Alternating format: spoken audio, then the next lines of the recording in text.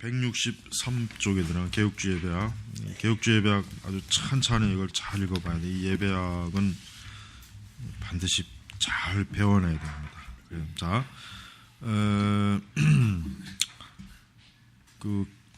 존 프레임의 자 이제 존 프레임의 책이 지난번에 그 성경론도 나왔지만은 이제 규정적 원리.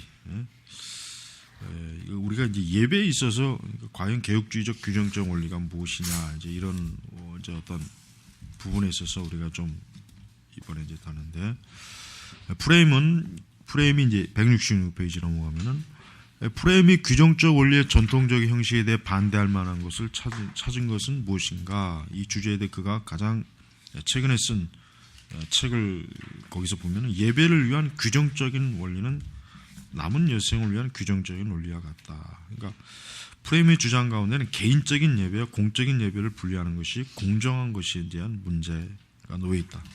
필요한 요소가 어떤 상관관계, 개인적인 예배 혹은 남은 여생에서 역할을 하지 않지만 공적인 예배에서는 어떤 역할을 한다고 주장하는 것은 이 주장에 따르면 잘못 인도된 것이다.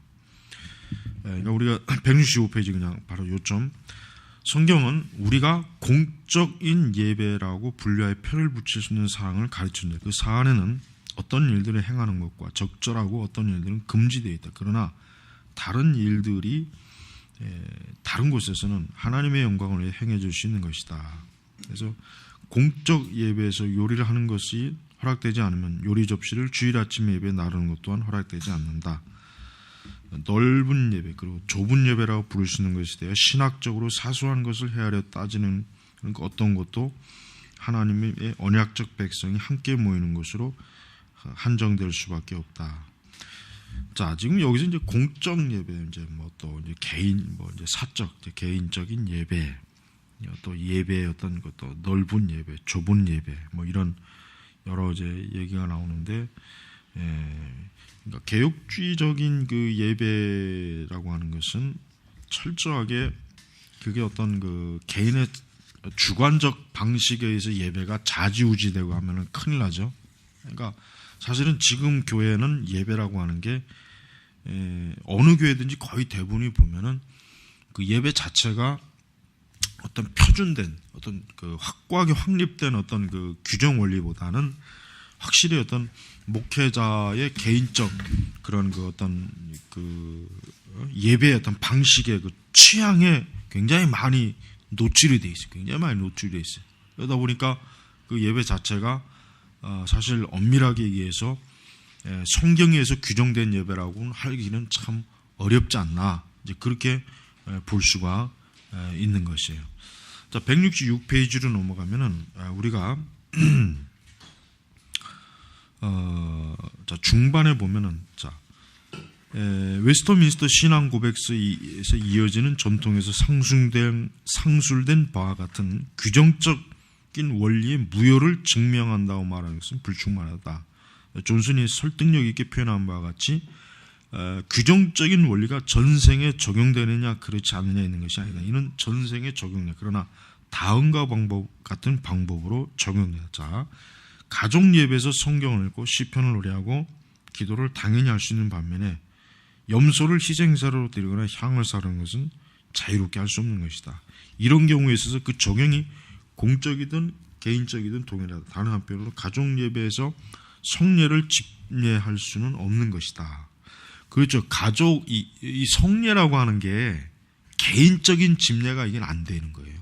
개인적은 어디까지나 성례는 공적 예배에서 할 수 있는 게 성례. 그러니까 개인적인 의미로 성례는 이거는 사실은 성경의 원리대에도 맞지 않습니다. 왜 그런가? 적어도 한 면에서 보았을 때 그 대답은 규정적인 원리가 다르게 적용되기 때문이다. 공식적으로 일컬어지는 인증된 예배의식에서 공적으로 허락된 것은 개인적으로 허락되지 않는다. 자, 그래서 우리가 성경으로 돌아가자라는 표현을 만들기 쉽고 형식에 있어서 호소적이다. 복음주의적, 그리고 개혁적 기독교는 전해받은 교리의 기준을 비판하는 것이 오직 성경만을 위해서라는 생각에 이끌린다. 그러나 이것은 현재를 위해서 과거를 멸시하는 루이스 슈만의 연대기적인 속물근성에 지나지 않는다. 우리는 단순히 우리가 뭐 성경적 예배를 드리자, 또 뭐 또 성경 중심적 예배를 드리자, 성경에 규정된 우리가 예배를 뭐 드려야 된다라고 이런 말만 가지고는 사실은 안 되는 거예요. 이런 것 자체, 이런 것만이 지금 중요한 것이 아니라 우리가 참으로 우리의 그 공적 예배에 있어서 얼마나 우리가 참 성경의 말씀에 그 중심적 체계를 잘 잡고 우리가 예배하는 것인가 하는 것을 우리는 좀 신중하게 우리가 살펴봐야 됩니다. 자, 우리 4번 160절 예수님이 참석한 비규정적인 원리의 예배 의식. 자, 여기서 보면은 여기 지금 스티브 슬리슬이 쓴 그 소논문 제목이 지금 내가 예배에 대하여 정말로 알아야 할 필요가 있는 모든 것. 나는 규정적인 원리로부터 배우지 않는다. 이 책 제목이 굉장히 좀 기네요. 자, 슬리셀은 규정적인 원리를 성경적이지 못한 것이라고 비난한다. 즉, 규정적 원리는 사람의 고안물이다. 그거를 사람들에게 그러니까 임의로 막 부여해서는 안 된다. 즉, 예배에 대한 주장이 마치 16, 17세기 로마와 너무 유사하다고 생각하다. 종교개혁자 청교도는 유사 로마주의자였기 때문에 그들은 규정적인 원리가 가진 율법주의적 구석을 복장을 원했던 것이다. 그러니까 이 슬리셀 같은 사람은 예배라고 하는 걸 좀 자유롭게, 그러니까 어떤 정해진 틀에 딱딱딱딱 매여서 드리는 예배가 이게 사실 로마의 그 미사 의식과 다를 바가 뭐 있느냐? 좀 더 예배가 좀 더 어때요? 좀 그 인위적이지 않은 그런 예배, 어떤 그런 거, 무언가 딱 고정된 예배 형식을 마치 이거는 사람이 만든 거다. 이건 사람이 인위적으로 만든 것이니까 그거보다는 좀 더 우리의 예배가 그렇게 인위적이지 않은, 규정되지 않은 형태의 예배를 드리는 것이 또 그게 더 올바른 예배가 되지 않는가? 뭐 이런 주장을 이제 자기 책에서 이제 그는 이제 주장하는 거예요. 그래서 이제 자, 이제 제임스 몽고메리 보이스 감독, 그러니까 목사님이 이제 그 제10 장로교회 예배 형식은 그 정신에 있어서 규정적인 원리에 일치되도록 배열되어 있다. 그러니까 철저하게 이제 그 예배 순서 자체가 뭡니까? 딱 규정된 거예요.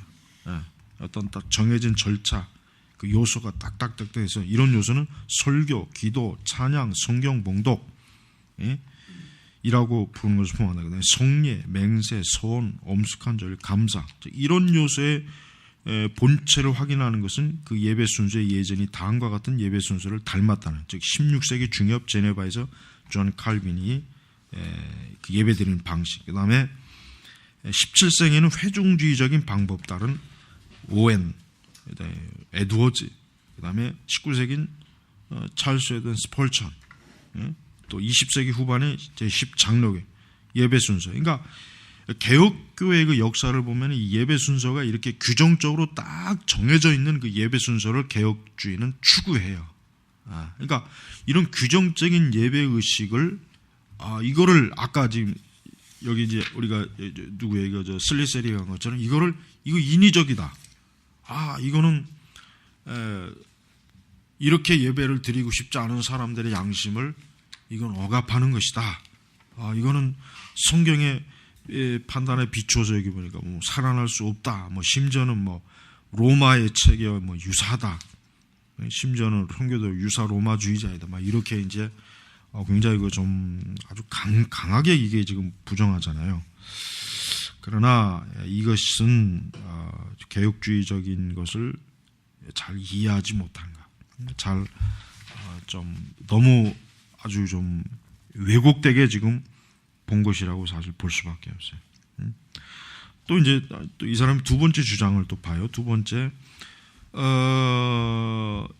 주장은 뭐냐? 회당 예배에 대한 문제다. 간단히 말해서 예수님은 회당에서 예전에 따라 예배를 드리셨다. 그러나 성경은 그 어느 곳에서도 회당의 존재고 회당의 용도를 합법화하는 곳이 없다. 슬리셀은 매우 명쾌하게 자신의 그 견해를 여기 지금 작은 글씨에 나와 있죠. 회당의 존재 자체는 규정주의자의 입지를 무효화시킨다. 그 규정주의자는 회당이 존재했다는 것을 알고 있기 때문이다. 그리고 회당이 제도적으로 또 예전적으로 불법적이라는 말은 없었기 때문에 그리스도와 사도들은 정기적으로 회당 내에서 예배 드렸다는 것을 규정주의자는 알고 있었다. 그리고 회당에서 마땅히 이루어져야 하는 것에 대해서 말하는 하나님의 명령 한 부분도 발견할 수 없다는 것을 규정주의자 자신도 알고 있었다. 그리고 규정주의자의 원리에 따르면 만약에 하나님이 마땅히 이루어져야 할 것에 대해서 아무도 명령하지 않는다면 모든 것이 금지된 것이다. 이 부분은 조금 루터주의적인 성향이 이 부분은 칼빈주의적인 성향이 그래도 좀 포함이 돼요. 예. 자, 그 끝자락에 그는 하나님의 보증이 나타나 있지 않은 예배 전체 순서에 참여함을 통해서 죄를 짓는 것인가? 그러는 생각은 참남한 것이다. 그러니까 지금 이 규정적인 원리를 반대하는 근본적인 이유가 지금 이 슬리셀 같은 경우는 뭔가 이 규정적이라고 하는 것 자체가 성경에서 고정된 형식을 추구하도록 그러니까 예배 속에서 고정된 예배 어떤 형식을 추구하도록 지지했느냐 어떤 이런 의문을 내가 보니까 좀 강하게 좀 드러나는 것 같아요. 강하게.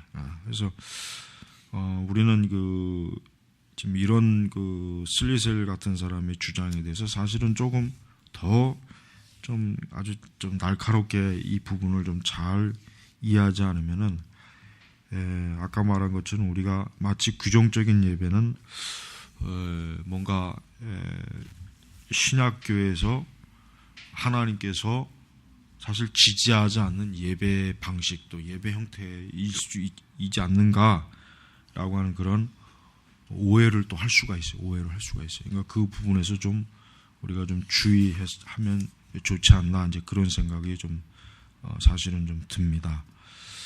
170페이지로 넘어가면은 존 웨는 회중주의자죠.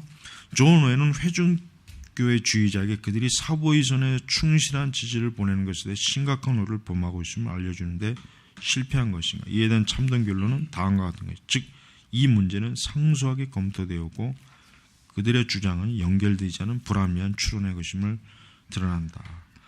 자, 예수님께서 예수님이 회당에 들어간 사건 나오죠. 그러니까 지금 여러분 회당의 기원이 어떻게 되는지 여러분 회당이라고 하는 것은 이제 적어도 이제 우리가 예수님 시대에 그러니까 예배라고 말하기 좀 그렇고 예수님 시대에는 예루살렘 성전을 중심으로 사실은 어때요? 예배가 사실은 예배가 아니죠. 어떤 성전 제사 의식이 여전히 강력하게 살아남아 있었어요. 그러나 이제 신구약 중간사를 거쳐오면서 사실은 구약의 엄격한 그 제사 의식이나 이런 게 사실 많이 좀 이렇게 와해된 그런 상황이었단 말이에요. 근데 이제 회당이 본격적으로 사실은 정말 주목받은 때는 언제냐면 주 70년이에요. 사실은 주 70년. 왜냐하면 주 70년 후에는 성전 자체가 무너지잖아요. 그러니까 더 이상 성전에서 뭘 할 수 있는 게 없어요. 그러다 보니까 주 70년 이후에는 유대인들이 어때요? 그 유대교만의 공동체적인 회당을 사실은 곳곳에다가 적어도 유대인들이 있는 지역에다 세웠단 말이에요. 그러니까 사실 예수님 당시의 회당은 엄밀히 얘기해서 주 70년 후의 회당하고는 좀 틀려요. 그 기능도 그렇지만은 확실히 좀 틀리는데 어쨌든 예수님이 회당에서 한 번은 이사야의 그 말씀을 읽은 적도 있고 그다음에 이제 바울 사도 같은 경우는 회당에 이제 곳곳에서 제일 먼저 회당에 가서 유대인들에게 복음을 전하고 회당에서 안 받아들였을 때 또 이방 지역에 가서 이렇게 했단 말이에요. 그러니까 우리는 이런 그러니까 적어도 예수님이나 사도들이나 그들이 어떤 회당이라고 하는 특정한 장소, 또 그러한 곳에서 또 일정한 어떤 순서에 의한 이런 것들이 봤을 때 과연 우리의 그 예배 요소 속에 어떤 규정적 예배라고 하는 게 꼭 잘못될 수는 없다. 꼭 그걸 부정해서는 안 되겠다. 이런 사실은 좀 생각이 더 사실은 지지받을 수가 있어요. 사실은 더. 그래서 171페이지 하반에 여기서 우리가 관심을 기울이고 있는 것은 회당 예배가 그 안에 규정적인 원리를 반대하는 것으로 생각되는 것을 포함하고 있었는지에 대한 것이다. 자, 회당 예배는 구약에 의해서 보증되지 않은 어떤 예배 요소를 포함하고 있었는가? 그의 대답은 분명히 부정적이다. 전형적인 회당 예배 순서는 어떻게 보이는가? 그거 어떤 것도 더 큰 자유를 갈망하는 사람들에게 기쁨을 주지 못해서 그다. 회당 예배는 다음과 같은 순서를 포함하는 것으로서 놀라울 정도로 예결할 수 있는 것이 분명하다. 즉 예배로의 부름, 어떤 기도의 순서, 시편 찬송, 성경 일부의 암송. 이 성경 일부의 암송이 굉장히, 그다음에 성경 읽기. 우리가 혹 설교하고는 강해라고 부를 수 있는 축복기도. 이게 다 뭐예요? 전통적인 예배 순서와 거의 유사하단 말이에요. 거의 유사합니다. 그러니까 우리가 이제 오늘날 여러분 교회 예배 형식을 이제 만드는 것 자체가 사실은 사실 뭐 대다수 교회들 이렇게 보면 예배 형식이라고 하는 걸 볼 때 거의 뭐 물론 뭐 천편일률적이긴 한데 우리는 이 예배 순서라고 하는 것 자체를 행여라도 이거는 혹시라도 좀 이거 좀 부정적인 관점으로 예배 순서를 바라보는 것은 좀 주의해야 돼요. 예배 순서가 그러니까 지금 현대 이제 복음주의 그 교회들이 중에는 보면 젊은 청년들이 그 보면은 예배가 어때요? 이런 규정적 예배 순서를 싫어해. 주로 이제 이들이 추구하는 예배 형태는 뭡니까?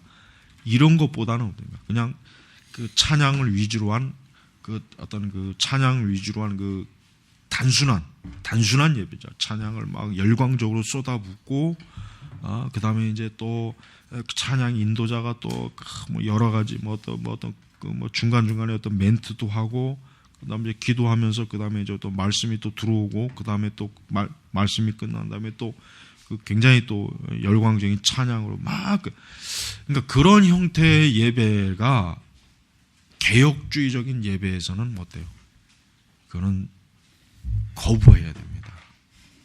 그는 뭐예요? 아까 지금 이 슬리셀이 얘기한 것처럼 그러니까 그 사람 같은 이런 사람들의 주장은 오히려 뭡니까? 이제 오히려 그게 더 우리에게 자유로운, 그러니까 우리의 양심을 억압하지 않은 좀 더 보편적인 예배가 될 수 있지 않나. 이제 그거를 이제 그 사람이 좀 지지하는 거예요. 하지만 우리는 좀 이 부분에 있어서 좀 주의해야 돼요. 그러니까 예배라고 하는 게 여러분 예배가 흐트러진다면 상당히 그 예배는 부실한 예배가 돼버려요. 부실한 예배.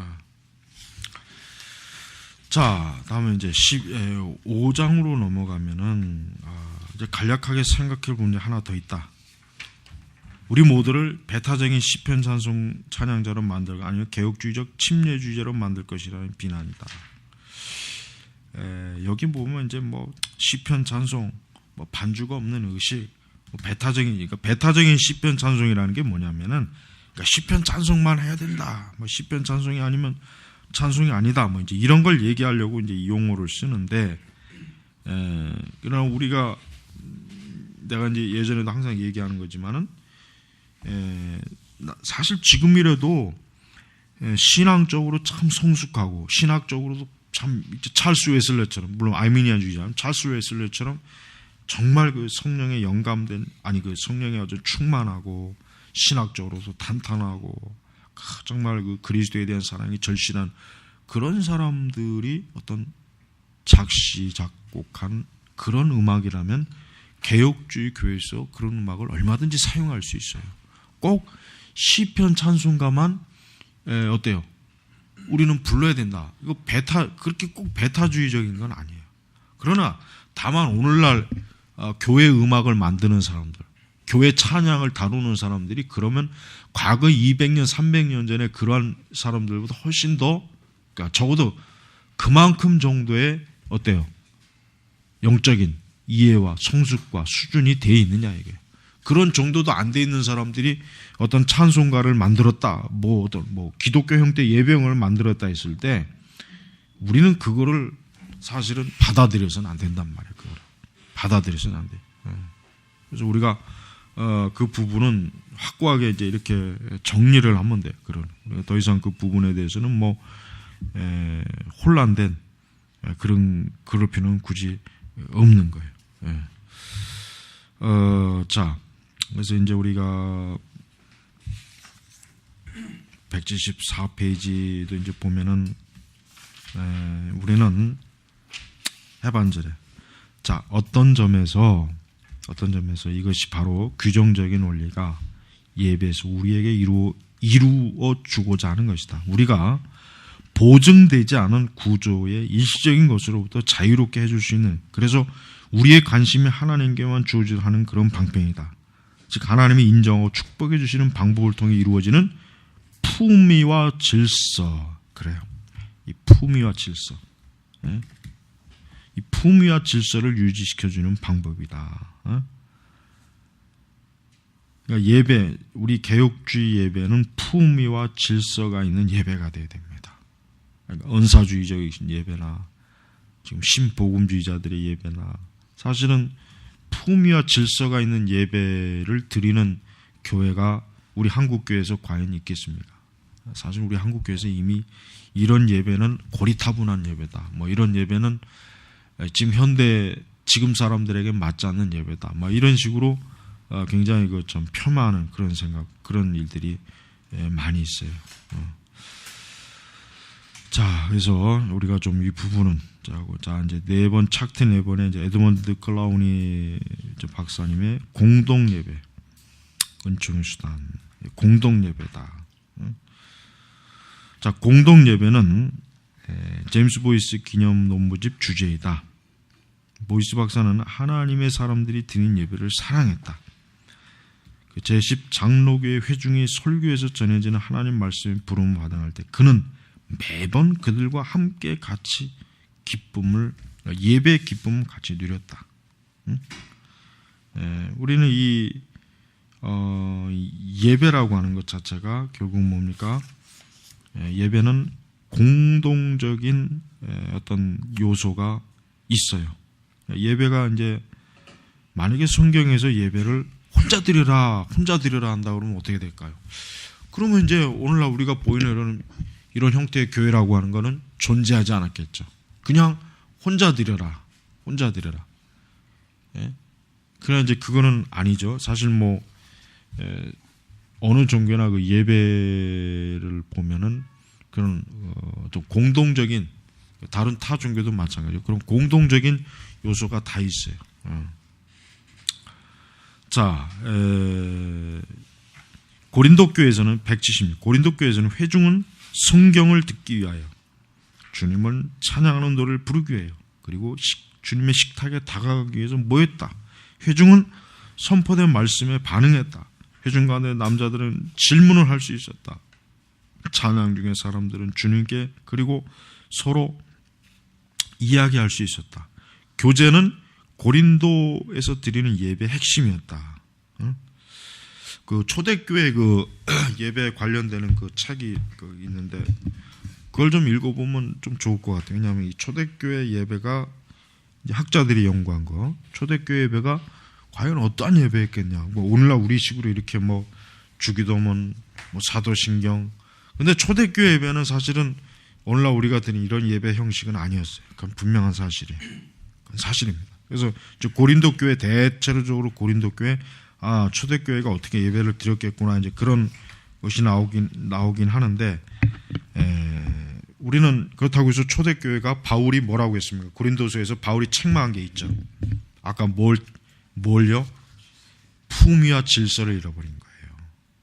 특히 우리 고린도서에서 우리가 바울이 고린도 교회를 책망한 게 뭐냐면은, 하나님의 교회를 어지럽게 한다. 품위와 질서가 없다. 결국 이걸 지금 바울이 지금 얘기하려고 하는 거예요. 그러니까 그들이 예배 드리는 순서의 의문을 제기한 것이 아니라 그들이 순서에 임하는 그 예배 태도에 바울은 책망을 한 거예요. 사실 바울은. 그래서 바울은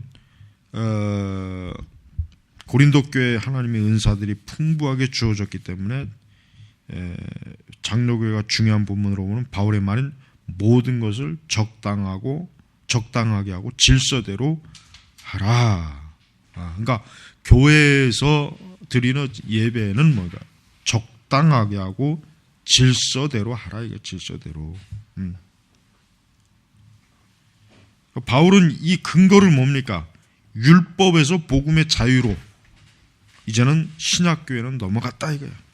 그러니까 우리가 옛 구약의 그 성전 제사 개념과 같이 이제 그렇게 하지 말고 우리는 자유롭게, 그러면서 성령 안에서 자유롭게 하면서, 그러면서도 예배의 품위와 질서를 지키는 그런 신약 시대의 예배 방식을 이제는 좀 그렇게 해야 되지 않느냐 이게. 근데 고린도 교회는 막 그냥 뭐 술 취하고 막 이제 아마 난장판 싸우기도 하고 다투기도 하고 뭐 엉망진창이었겠죠 이제. 그러니까 바울이 아주 굉장히 책망을 많이 한 거예요, 많이 한 거예요. 자, 복음주의적 기독교는 종종 예배를 개인적으로 생각한다. 그러니까 가정에서 좋아하는 예배는 가정에서 이제 그 예배 자체를 복음주의자들은 뭐라 그럴까 좀 그 자기 어떤 개인 어떤 개인적으로 하나님 앞에 예배를 드리는 것도 그렇게 뭐 나쁘지 않다 뭐 이런 생각을 갖고 있는다 그렇게 했는데 170편 나오죠. 무엇보다도 우리는 공동 예배의 축복을 소중히 여기고 존중해야 된다. 이게 이제 오늘날 얘기하면 뭡니까? 공예배를 말하는 거예요. 공예배. 그러니까 성경에는 하나님께서 어떻게 합니까? 이스라엘 백성들을 그러니까 이스라엘 자체도 그렇습니다. 이스라엘 자체도 결국은 성전 중심의 그 예배, 성전 중심의 그 예배로 하나님 앞에 저들이 언약 공동체 그 제사를 한 것처럼 신약도 뭡니까? 신약도 교회가 여기 나와 있는 것처럼 하나님의 그 은혜로 구원받은 사람들의 그 연합된 또 공동적인 예배. 그래서 결국 우리가 각 사람이 예수 그리스도를 다 주인으로 모신단 말이에요. 그러니까 그런 사람들이 모여서 드리는 예배가 결국은 성경에서 추구하는 또 성령께서 더 강력하게 역사하고 임재하는 그런 예배가 된다. 이제 그렇게 이제 예배를 이제 바라봅니다. 그 다음에 이제 178페이지 보면 공동 예배는 우리는 성도들과 천사들의 하늘의 모임에 들어가기 위해서 믿음으로 올라간다. 굉장히 참 엄청나게 그 참 영적으로 봤어요. 우리는 하늘의 찬양에 함께한다. 그러니까 지금 요 그 내용의 의미는 뭐냐면은 사실은 그 구약 아니 우리 신약 시대 예배라고 하는 것은 단순히 예배하는 사람들만이 아니라 그 예배는 사실 하나님의 백성들, 이미 천국에 간 주의, 그러니까 하나님 나라에 간 주의 백성, 심지어 천사들까지도 뭡니까? 결국은 다 함께 참여하는 영광의 예배다 이거죠. 영광의 예배.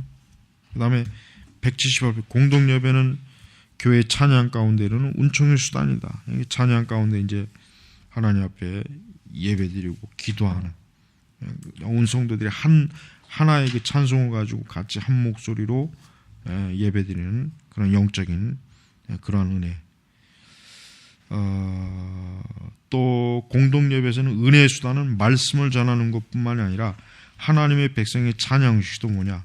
은혜를 끼친다. 이게. 찬양들은 기도와 간구로 주님께 전해줄 뿐만 아니라 우리가 가르치고 권면할 때 격려할 때 서로에게 전해진다. 그러니까 우리가 이 찬양이라고 하는 게 뭐예요? 찬양이라고 하는 게 그 찬양의 가사 자체가 이래서 중요한 거예요. 왜? 찬양의 가사 자체가 CCM 같이 그냥 단순한 반복적인 그 몇 마디의 짧은 경구 그게 아니라 결국 그 찬양 가사 자체가 기도가 되고 간구가 되고 뭐요? 그게 결국은 뭐요? 서로 가르치고 권면하고 서로 어때요?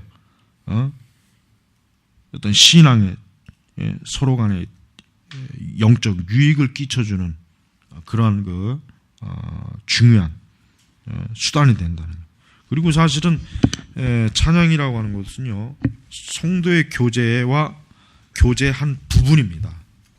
그러니까 찬양은 성도의 교제 한 부분이에요. 그러니까 같이 찬양한다는 것 자체가 뭡니까?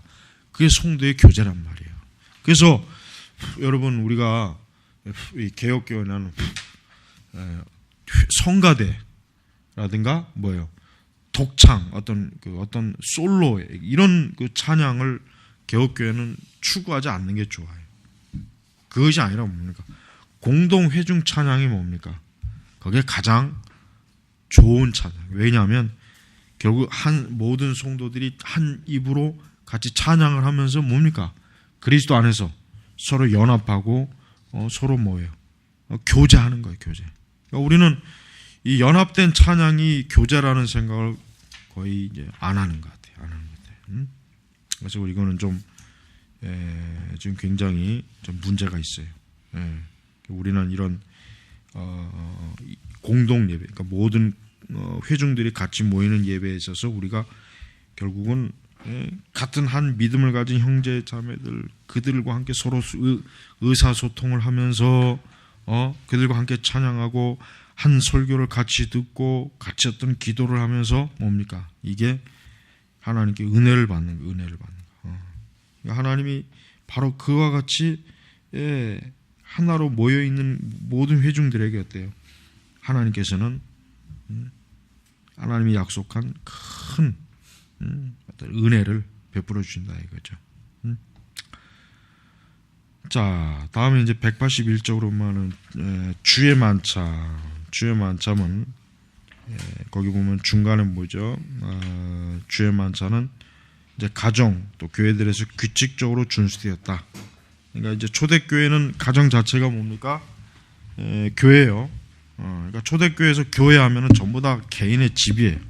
오늘날 같이 이렇게 건물의 형태의 집이 아니라 하나의 그 집에, 넓은 집의 형태에서 이제 그 예배를 드린 것입니다. 자, 그래서 주의 만찬할 때도 그들은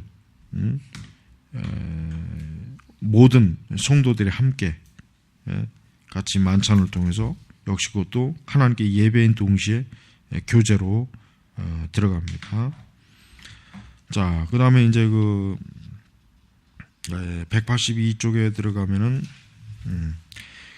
고린도 교회에서 선지자들은 참된 것인지 거짓된 것인지 판별할 수 있었다. 적어도 그런 정황에서 남편들이 예배 순서에 있는 의문점들을 묻고 집에서 그의 아내들을 가르치라고 바울은 지시한다. 그러나 말씀을 가르치는 권위는 질문을 배제하지 않는다. 성령은 은사를 받고 교회의 말씀 속에서 뿐만 아니라 예배 공동 예배에서도 어때요? 교회를 밝게 비춰준다. 그러니까 성령께서는 확실히 그렇습니다. 우리가 예배 드릴 때 그 예배 자체 속에서 우리가 알아야 될 게 뭐냐? 확실히 하나님의 임재는 주의 백성들이 같이 모일 때 더 성령의 임재가 커요. 그리고 신앙생활을 홀로 하는 것은 어때요? 영적으로 이게 불안정해요. 같이 모일 때. 그래서 믿음이 약한 자도 어때요? 회중 가운데서 같이 예배드릴 때 믿음이 상승하는 것이 은혜를 더 많이 받는 것입니다. 하나님의 말씀을 들어도 마찬가지고 찬송도 마찬가지고 내가 찬송 물론 혼자 이렇게 부를 수 있어요. 그러나 어때요? 더 좋은 건 뭡니까? 같은 하나님의 백성들과 같이 한 목소리를 부를 때 그거예요. 거의 성도의 교제가 있는 거예요. 그러니까 우리가 이 교회에서의 우리의 모든 이 예배 순서라고 하는 것은 단순히 의식의 차원을 넘는 게 결국 뭐예요? 거긴 다 영적인 하나님의 임재가 있는 그런 것이기 때문에 우리는 이 부분들이 정말 결국은 이 다음에 하나님 나라에 가면은 모든 인종들과 모든 민족과 모든 종족을 다 초월한 모든 사람들이 모여서 같이 하나님께 거기서 예배드릴 거 아닙니까? 이제 그게 바로 지금 이 땅에서도 어때요? 그게 지금 이루어지는 거예요. 이루어지는 거예요. 또 이제 아직 우리 교회는 그게 없지만은 요즘은 이제 그 외국인 노동자들이 와서 예배 드리는 교회도 있잖아요. 요즘은 근데 이제 그게 어떻게 보면 참 또 어색하기도 해요. 왜냐하면 그럴 것 같아. 시커먼 얼굴이 그냥 이렇게 뒤에 앉아 있으면은 또 하얀 얼굴이 이렇게 앉아 있다든가. 그러니까 뭔가 그러니까 이게 다인종, 그러니까 여러 인종들이 섞여서 드리는 예배가 사실 어떻게 보면 좀 사실 좀 불편하기도 할 것 같아 한편으로. 그러나 우리 성령 안에서 하나님의 백성들은 그걸 다 뛰어넘어야 돼. 왜? 이 다음에 하나님 나라에 들어가면은 뭐 민족별로 모여서 하나님께 예배드리겠습니까? 아니죠. 다 모든 민족들이 다 섞여 있는 거예요. 그러니까 우리가 이 땅에서도 교회도 마찬가지예요. 물론 저기 이제 외국 나가면 한인교회라는 데가 있죠. 뭐 미국이다 있고. 그러니까 이 한인교회라는 데가 보면 특성이 뭡니까? 한국 사람들이 주로 있는 교회예요. 한국 사람들이. 그러다 보니까 그들은 그 교회 자체가 커뮤니티 공간이 돼버려요. 그러다 보면 어떻게 됩니까? 이 교회가 교회, 나중에 더 시간이 가면 교회가 교회라기보다는 하나의 그 커뮤니티가 더 우선되는 교회가 될 수가 있어요. 안 좋은 거예요, 사실은. 그러니까 교회라고 하는 건 순수하게 영적인 우선순위를 둔 단체여야지 교회가 단순히 뭐 사람들이 모여서 그냥 커뮤니티만 하는 대화가 돼버리면 어때요? 예배 본질적 그 중요한 게 예배 어떤 영적인 중요성이 결국은 다 잘못하면 큰일 납니다. 상실이 돼버려. 그래서 한인 교회들이 그래서 문제가 많은 거예요. 한인 교회들이 그래서 조금 지나면 또 지들끼리 막 박터지게 싸워가지고 또 교회가 분리해 그런 교회들이 얼마나 많은데 많단 말이에요. 그런 게. 그러니까 뭐예요? 예배로 모인 공동체가 돼야지. 교제가 우선이 된 커뮤니티가 우선이 된 교회가 돼버리면 어떻게 됩니까? 그렇게 된다는 거예요. 그렇게 조심해야 된단 말이에요. 그러니까 항상 교회라고 하는 것은 명심해야 돼요. 교회는 영적인 예배의 장소다. 예배로 교제, 예배로 하나가 되는 거예요. 예배로 모여서 어때요? 교회를 이루는 것이지 교회가 단순히 그냥 마치 세상의 커뮤니티, 사교 집단이 되어서 그런 식으로 모인다면 교회가 어떻게 됩니까? 머지않아 결국 교회는 쪼개지고 문제가 생기고 영적으로 굉장히 막 취약해져요. 그러니까 절대로 조심해야 돼. 항상 사역을 할 때 최우선이 뭡니까? 예배예요. 하나님께 예배드리는 거예요. 교회는 성도들이 모여서 하나님께 예배드리는 것이에요. 그러니까 다른 걸 안 해도 괜찮아. 그러나 예배는 안 하면 안 돼요. 다른 건 안 해도 뭐 솔직히 뭐 그렇게 뭐 그럴 수 있어요. 그러나 교회가 모이는 주의 백성들이 예배를 안 드린다. 그러면은 그거는 엄청나게 이제 문제가 무진장 큰 거란 말이에요. 굉장히 조심을 해야 돼요. 그래서 183페이지 이런 말이 있죠. 공동 예배는 뭐야? 은총의 수단이다. 수단이라 여기 수단이란 말이 있어. 수단. 그러니까 공적 예배에 나오는 사람은 복을 받는 것입니다. 하나님의 축복을 받습니다. 하나님의 언약의 약속에 축복을 받게 돼 있어요. 내가 하나님께 은총을 받고 싶다, 은혜를 받고 싶다. 그럼 제일 먼저 뭐 해야 돼요? 주의 백성들과 함께 예배드려야 돼요. 그건 안 하고 나는 은혜 받고 싶다. 나 혼자 막 저 산으로 들러 혼자 그냥 뭐 기도하러 다닌다. 전부 다 이상하게 돼버려. 이상하게. 거의 대부분 다 정상적인 데서 다 이탈해 버려요. 절대 그런 식의 그 신앙이 있지 않도록 주의돼. 그다음에 184장 개혁교회는 뭡니까? 항상 말씀이 항상 중심. 그렇습니다. 성례 중심이 아니에요. 성례 중심은 개혁교회가 아닙니다. 그러니까 뭐 어떤 교회들은 뭐 성례 뭐 매주마다 한다고 하는데 그건 개혁교회가 아니에요. 뭐 칼빈이 뭐 매주 성례하라고 했지 않느냐? 그런 칼빈도 못했어요. 그렇게 말한 칼빈 자신도 제네바에서 못했다고. 그러니까 개신교 교회는 예배는 뭐야? 교파를 분문해 사실은 성례 중심점 예배가 절대 아닙니다. 설교, 말씀 중심 말씀. 그래서 우리가 성례 중심적 예배에 대해서 지금 요즘 교회들이 은근히 막 그걸 굉장히 멋있게 여기더라고. 은혜롭게. 그거 정말 위험한 거니까 그거 절대 그런 거 본받으면 안 돼요. 자, 그 다음에 이제 공동 예배는 하나님의 은총의 열매다. 그렇죠. 아까 말한 것처럼 똑같아요. 그러니까 우리가 이 공동 예배라고 하는 게 결국 교회에서 같이 모이는 하나님의 백성들의 예배라고 하는 건 이렇게 놀라운 여러 가지 그 귀한 은총의 수단, 아주 여러 가지가 많이 있어요. 자, 우리 이제 잠깐 쉬고 우리 이제 챕터 5로 이제 바로 넘어가겠습니다. 좀 빨리빨리 넘어갈게요. 예배를 요구하는 데 있어 그들이 거절했던 바로 그 간행들을 다시 끌어들입니다. 다시. 분명히 미사에 있어서 그 의식적 요소들을 다 철개했잖아요. 그래서 말씀 중심, 칼빈도 그렇고 루터도 그렇고 츠빙글루도 그렇고 다 설교 중심적 예배로 바뀌었는데 지금은 거꾸로 가네. 거꾸로. 아주 잘못된 거예요, 이게.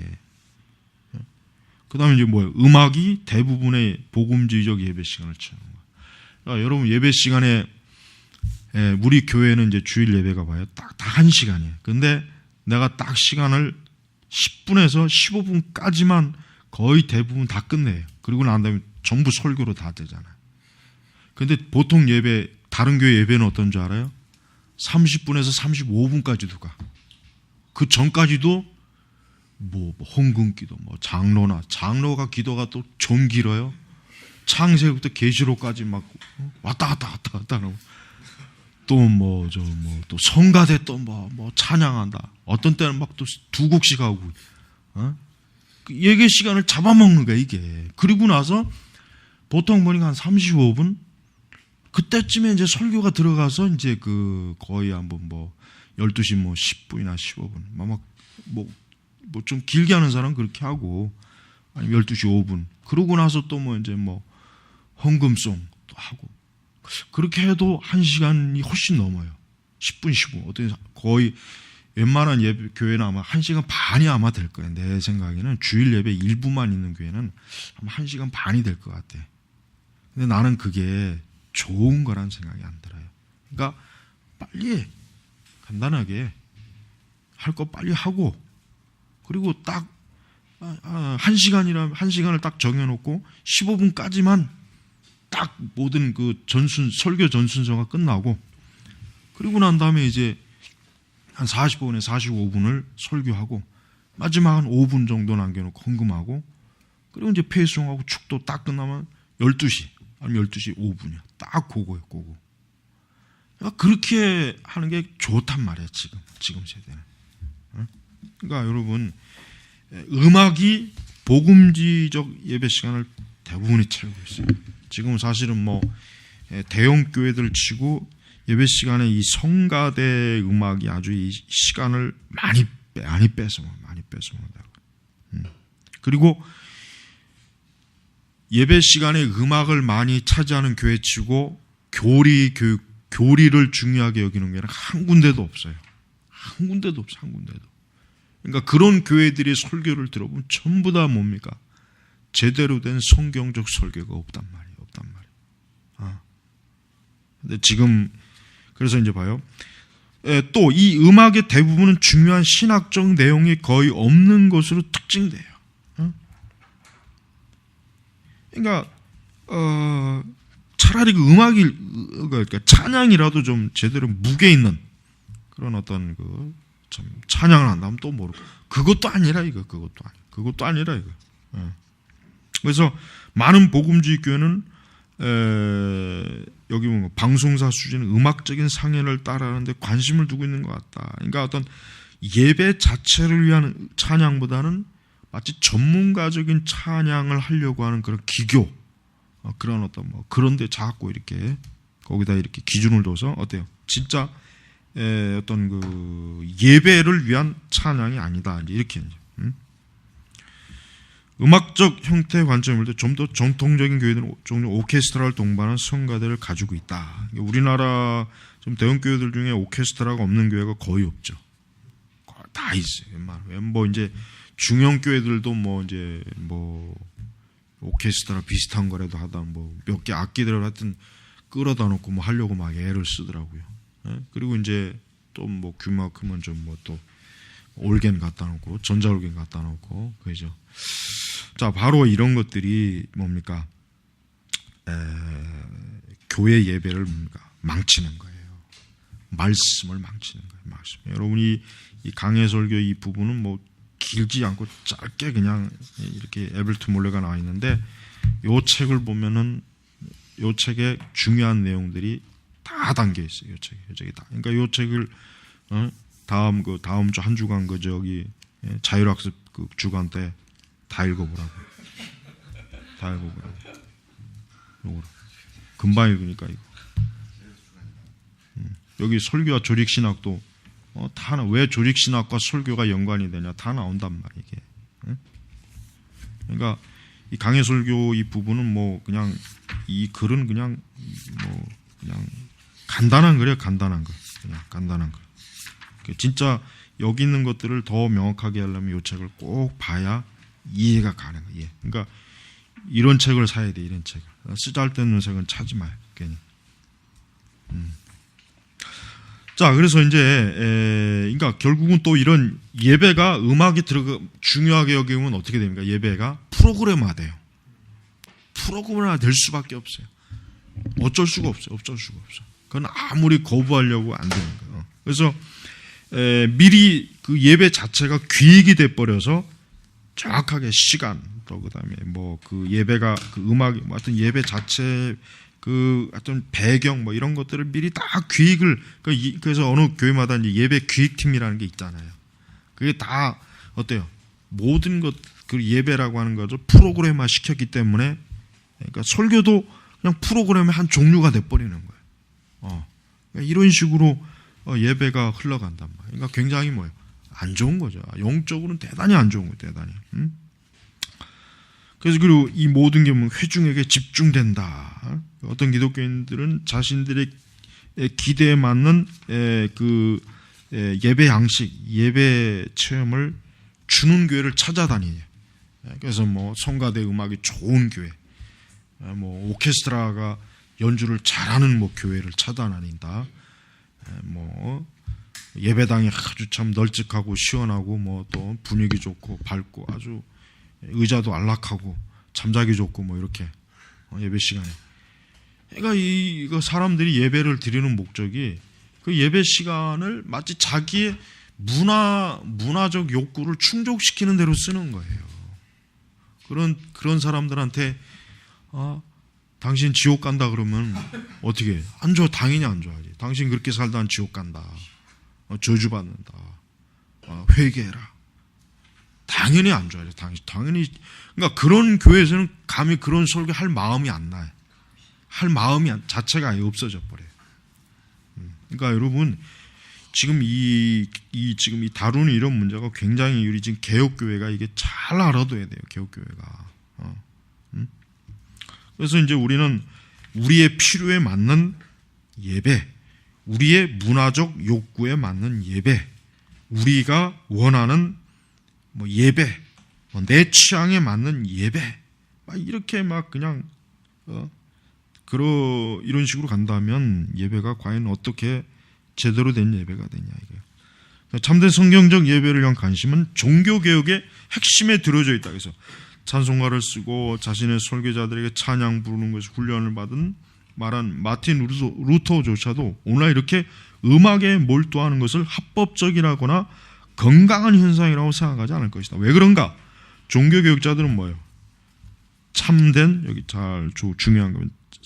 참된 성경적 예배의 핵심은 뭡니까? 말씀의 선포다. 말씀. 그러니까 여러분 개혁교회 또 우리 개혁신앙은 말씀 중심 선포에 거기에 모든 걸 다 걸어야 돼요. 거기에 모든 걸 다 쏟아부어야 돼. 그래야 그게 진정한 의미에서 하나님의 교회가 되는 거예요. 여러분 이거는 다음 한 주간 이거는 그냥 지금 우리 다음 월요일 날 수업 없잖아 또. 없지. 그러니까 다음 한 주간 이거 하고 이거 다 읽어. 이거는 진짜 여러분들이 평생 갖고 있어야 돼요. 제가 정말 중요한 거니까 또 이제 새로 껍데기 잘 씌워서 나왔으니까 글자도 번역 같은 요 책은 나도 이 책을 몰랐어. 그러다가 이제 책을 내가 이거를 서점에 가서 봤나 되게 딱 보니까 너무 좋아. 확실히 그 다이저스트에서 제목을 다시 잘 썼어요. 이게 아니라 사실은 개혁주의 설교라고 이렇게 딱 표제를 달았어야 된단 말이에요. 요 책 모르는 사람 많아요. 또 이 책 모르는 사람들 많다고. 그러니까 아직도 절판이 안 되잖아. 여전히 팔리고 있잖아. 좋은 책 같으면 이미 벌써 다 나갔지. 그러니까 저 강해설교 부분은 하여튼 더 이상 설명할 게 없어요. 여러분들이 읽고 요거 읽으려면은 뭐 이제 복음전도적 설교나 좀 내가 좀 설명할 게 좀 있으니까, 그래서 다음 이제 한 주간 가정학습 잘 해봐요. 자, 기도하겠습니다. 하나님 아버지 감사합니다. 참으로 주여, 신학의 기초를 바르게 세우는 일이 고되고 또 수고스럽지만 이 일들을 잘 감당할 수 있는 능력과 지혜, 강건함을 주시고 또 올바른 신학을 배울 수 있도록 도와주시옵소서. 감사하며 우리 주 예수님의 이름으로 기도 올렸습니다. 아멘.